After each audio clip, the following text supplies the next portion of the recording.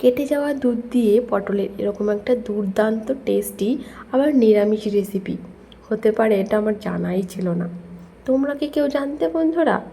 তো চলো, যারা না জানো তারা আজকে আমার রেসিপিটা দেখে নাও। প্রথমে জলের মধ্যে 3টে মাঝারি সাইজের টমেটো মাঝখান থেকে কেটে দিয়ে দিয়েছি, আর দিয়েছি 3টে শুকনো লঙ্কা, সামান্য পরিমাণে লবণ। এবার এগুলোকে ভালো মতো একটু সেদ্ধ করে নিলাম। টমেটোর খোসাগুলোকে ফেলে দিয়ে টমেটো আর লঙ্কাগুলোকে মিক্সিং জারে নিয়ে একটা পেস্ট বানিয়ে রেখে দেব। এবারে চলে যাব মূল রান্নায়। কড়াইতে তেল গরম করে উপর থেকে একটু লবণ দিয়ে দেবো, যাতে পটলটা দেওয়ার পরে তেল না ছিটকায়।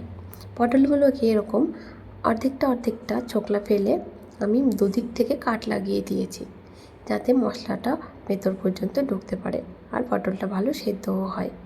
পটলটা মোটামুটি 60% মতো কুক হয়ে গেছে এই পর্যায়ে। এবারে ওই তেলের মধ্যে গোটা গরম মশলা আর তেজপাতা ফোড়ন দিয়ে হালকা নাড়াচাড়া করে তার মধ্যে দিয়ে দেবো সামান্য একটু জিরেটা ফুটে উঠলে এবারে দেব আদা আর কাঁচা লঙ্কার পেস্ট। আদা কাঁচা লঙ্কার কাঁচা গন্ধটা চলে গেলে এবার টমেটোর পেস্টটা দিয়ে দেব।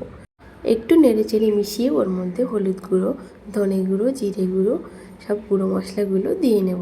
এবারে ভালো মতো মিশিয়ে ঢাকা দিয়ে রান্না করব, যাতে মশলার কাঁচা গন্ধটা চলে যায় আর গুঁড়ো মশলাগুলোও ভালো মতো কুক হয়ে যায়। কিছুক্ষণ রান্না করার পর মোটামুটি অর্ধেকটা মতো জল শুকিয়ে এলে তারপর ওর মধ্যে কেটে রাখা ক্যাপসিকামগুলো অ্যাড করব। ক্যাপসিকামগুলো দেওয়ার পরেও আবারও বেশ কয়েক মিনিট রান্না করতে হবে। মোটামুটি 3-4 মিনিট রান্না করলেই মশলা থেকে তেল ছেড়ে আসবে। এ পর্যায়ে কিন্তু নাড়াচাড়া করতে হবে বেশ পরপরই, কারণ ছেড়ে রাখলে নিচ থেকে মশলা পুড়ে যেতে পারে। দেখুন মশলা তেল ছেড়ে এসছে। এবারে সেই কেটে রাখা যে দুধের ছানাটা সেটা একটু হাত দিয়ে ম্যাশ করে মিশিয়ে আবারও 4-5 মিনিট মতো মশলার সঙ্গে লো ফ্লেমে কষিয়ে নেব।